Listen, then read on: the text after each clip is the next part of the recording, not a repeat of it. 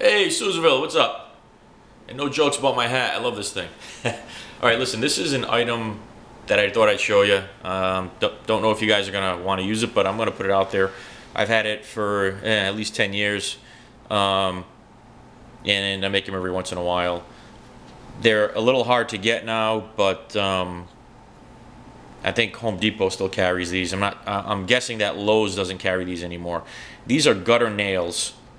And normally you're going to be going to the hardware store and everything's going from nails to screws. I believe that Home Depot carries the gutter nails still, and they won't be in the nail bin aisle. They'll be with the gutters themselves. They're aluminum. If you were to cut a cross section out of these, they're hollow. They're extremely rigid, and they've got these serrations or these hash marks on the side that give them lots of texture and grip. They're also pretty sharp. That's what you're looking at. This piece of plastic is a sleeve that comes with the nails, and it's used as a spacer so that you don't insert the nail too deep into the house. What I do is I just cut them into pieces and make some guards for a set of two. Now, this is something that I carry primarily in the winter. Don't carry this pretty much in the summer at all. And what I use them for in general is just with this red and black striped accessory cord, I would use these as tent stakes. That's all the pressure I can put on there, and you're not gonna bend these with your hands unless it's maybe hot out and you're able to. They're not gonna bend. They're extremely rigid and they're pretty darn sharp. So I usually carry a couple of these to use as tent stakes because of their sharpness and their strength. You can bang them through ice.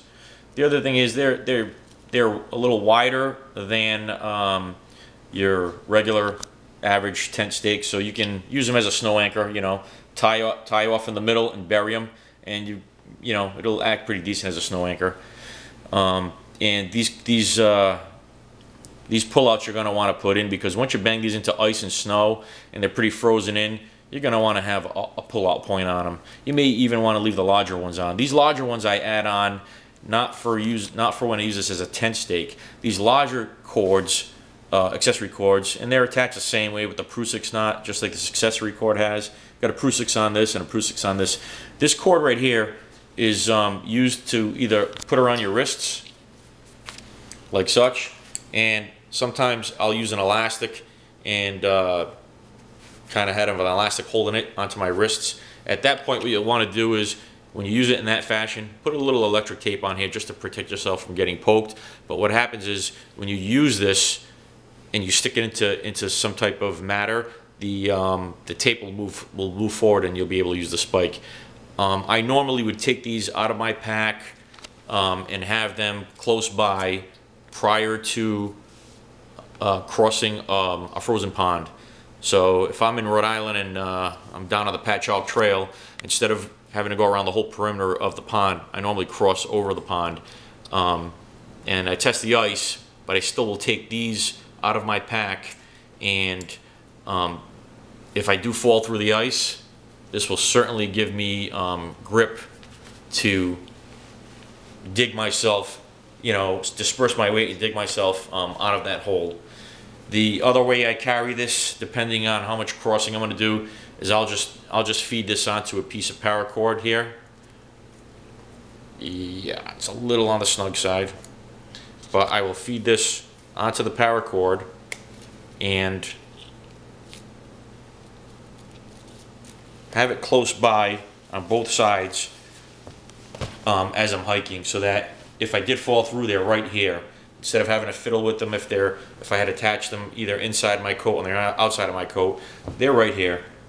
It's a nice safety item. You can dig yourself out of a hole in the ice. You just got to compose yourself and keep your wits about you. But if you can just hold on for 10 or 20 seconds and grab these, you're going to be able to dig yourself out. The other option is if you've come across slick sections of a trail that are inclined, and you're just doing some basic winter hiking, so you have no ice axe, you don't have crampons, maybe you've got some micro spikes, you're going to be able to use your micro spikes and these spikes in your hand to negotiate a steep angle. They're not for mountaineering. They're not to, you know, to use routinely like that. But if you came across a section of the trail, you could use them like that.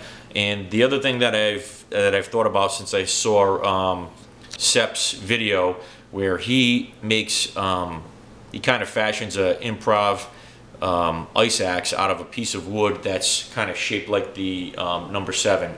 Now you could easily attach this to the end of his improvised ice axe and give yourself a very rigid point, so that you wouldn't have to depend on the tip of the wood to actually penetrate snow and ice. So if you've got an improvised ice axe, and like I said, it's shaped like the number 7, you would be using your paracord to attach it to that piece, that portion that you're actually hammering into the ground. And I haven't used it that way yet, but after watching this video, I was like, well, I'm already carrying this item. I guess I could probably use it like that as well. Anyways, just a tip. And if you do cross ponds routinely like I do in Rhode Island that are frozen, you know what? Why not? They don't weigh much. You can use them as a tent stake, and I'm sure that you could probably use them a dozen other ways. Chopsticks, anything you want. All right, guys. Safe trails. Peace.